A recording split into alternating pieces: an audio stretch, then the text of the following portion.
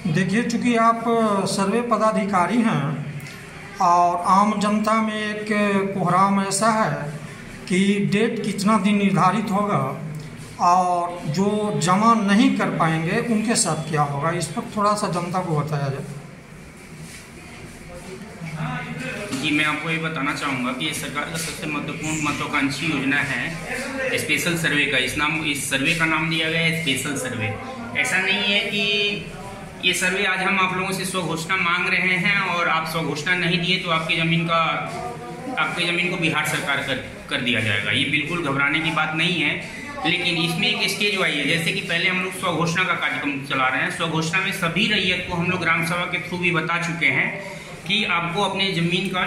स्वघोषणा करना है। स्वघोषणा in the sense कि आप अपने प्रपत्र 2 में अपने ज़मीन संबंधित जो भी आपका ज़मीन है जिसमें आपका दखल है और आप उसका रैयत एक्चुअल रैयत हैं तो आप उसका स्वघोषणा दे दीजिए। सबसे पहले ये बात है। उसके बाद है कि ये सर्वे जब हम लोग करेंगे तो और स्वघोषणा के बाद जब किस्तवार का कार्य आएगा, किस्तवार के टाइम में हमारे जो भी संबंधित अमीन है, संबंधित मौजा के संबंधित अमीन वो भूखंड पे जाएंगे, हर पार्सल पे जाएंगे और हर पार्सल पे उससे पहले आप लोगों को एक नोटिस दिया जाएगा कि आज इस डेट में इस मौजा का किस्तवार के लिए हम आने वाले हैं। तो उस दिन सभी रैयत को अपने डॉक्यूमेंट्स के साथ अपना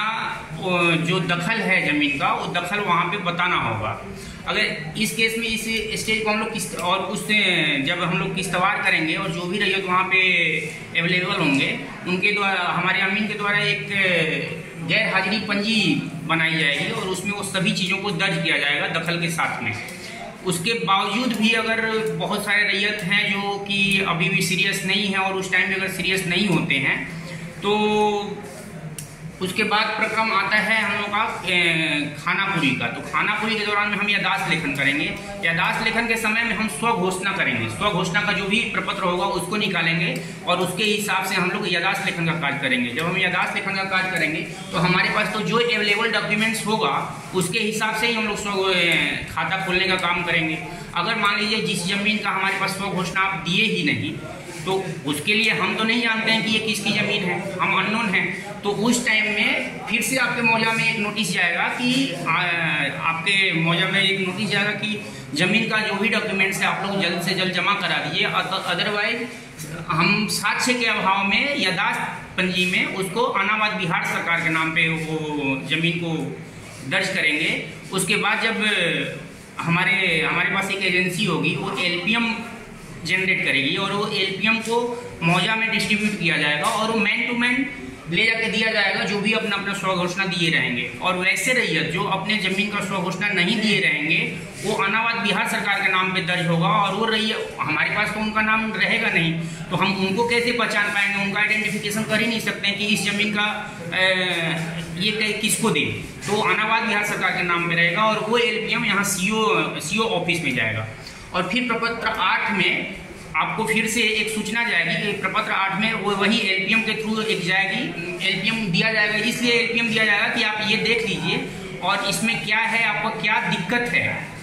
आपको क्या दिक्कत है कि ये हमारे द्वारा ये काम किया हुआ है। अगर इसमें कुछ भी दिक्कत है, XYZ समझिए, अगर रकबा कम है या फिर चौहद्दी गलत है या XYZ कुछ भी दिक्कत है तो आप आके उसका आपत्ति दर्ज करा सकते हैं और उसकी सुनवाई प्रपत्र 8 में कानूनों के द्वारा की जाएगी। और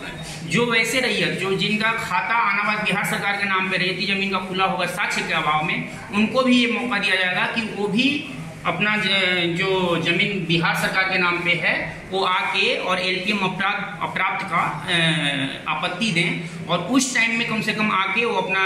ज़मीन का उस टाइम में भी आके अगर अपना ज़मीन का कागज़ दे देते हैं तो सुनवाई के क्रम में उनका जो भी है रैयतीकरण किया जाएगा। उसके बाद हम लोग के यहाँ प्रपत्र 12 में प्रारूप प्रकाशन का कार्य किया जाएगा। प्रारूप प्रकाशन में भी आपको फिर से 30 दिन का समय दिया जाएगा और उस समय में भी आपको बताया जाएगा कि अगर कोई भी आपको दिक्कत है, अगर कुछ भी दिक्कत है, बिहार सरकार हो गया या रकबा कम है या XYZ कुछ भी दिक्कत है तो आप फिर से आपत्ति दर्ज कराइए और उस आपत्ति दर्ज कराने के क्रम में स्वयं मेरे द्वारा सिविल प्रभारी के द्वारा उसका प्रपत्र 14 में सुनवाई किया जाएगा और आपका जो भी अगर बिहार सरकार हुआ है या रकबा कम है या जो भी XYZ कुछ भी गलतियां हैं उसका निराकरण करते हुए, अगर रैयती ज़मीन है तो आपके साक्ष्य को चेक करते हुए और उसकी जांच करते हुए आपका ज़मीन आपके नाम पे कर दी जाएगी। उसके बाद प्रपत्र 20 में अधिकार अभिलेख का प्रकाशन हमारे बंदोबस्त पदाधिकारी महोदय के स्तर से जिला में होगा और उस समय फिर से आपको 90 दिन का समय दिया जाएगा और 90 दिन के अंदर में आपको आपत्ति दर्ज करानी है। और उस समय भी अगर आपको लगेगा कि नहीं हमारा अभी भी खाता नहीं खुल पाया है तो 90 दिन के अंदर में आपत्ति दर्ज करा के और आप अपने ज़मीन को अपने पास ले सकते हैं। अगर इन सभी स्टेजों के बाद भी अगर जो रैयत अगर आश्वस्त नहीं है कि उनको पेपर दे देना चाहिए तो आप भी समझ सकते हैं कि इसमें किसकी गलती है। ये सर्वे इतना स्टेज, ये सर्वे का जो प्रक्रम बनाया हुआ है ये बहुत महत्वपूर्ण प्रक्रम बनाया हुआ है और ऐसा नहीं है कि लोगों को स्किप करके हम आगे बढ़ रहे हैं। रैयतों को हर स्टेज में मौका दिया जा रहा है कि अभी नहीं दे रहे हैं तो नेक्स्ट टाइम दीजिए, अगर उसमें नहीं दे रहे हैं तो उसके प्रपत्र 8 में दीजिए, प्रपत्र 8 में नहीं दे रहे हैं तो 14 में दीजिए, अगर 14 में भी नहीं दे पा रहे हैं तो 20 में दीजिए, अगर 20 में भी अगर आप आपत्ति नहीं दे पा रहे हैं तो फिर आपको सीधा कोर्ट में जाना पड़ेगा और फिर कोर्ट का चक्कर काटना पड़ेगा। इसलिए हम सभी रैयतों से यही गुजारिश करेंगे कि अपना स्वघोषणा जल्द से जल्द जमा करके, अगर आप स्वघोषणा 100% अगर आ जाता है और हम उसका अच्छे से अगर काम कर लेते हैं तो हमको नहीं लग रहा है कि आपको प्रपत्र 8, प्रपत्र 14 और प्रपत्र 20 में भी आने की जरूरत पड़ेगी। अच्छा, एक चीज़ और बता दीजिए, आपसी खान के बंटवारे पर जो ज़मीन भाइयों में चल रहा है जी, क्या आप उसका डिमांड अलग करने का भी कार्य करेंगे? नहीं, डिमांड अलग करने का कार्य का ऐसा नहीं है। देखिए, अगर 5 भाई हैं, अगर वो आपसी सहमति से बंटवारानामा प्रस्तुत करते हैं, अगर उनमें कोई आपत्ति नहीं और आपसी सहमति से भी बंटवारानामा प्रस्तुत करते हैं तो उनके नाम से अलग अलग हम लोग खाता खोल सकते हैं। और अगर वो आपसी समझौता नहीं कर पाते हैं, कुछ भी नहीं, तो फिर उसमें हम कुछ नहीं, उसमें हम फिर अगर वो ऐसा समझौता करके और बंटवारानामा अगर प्रस्तुत नहीं करेंगे तो उस स्थिति में हम लोग संयुक्त खाता खोलने का काम करेंगे। Thank you.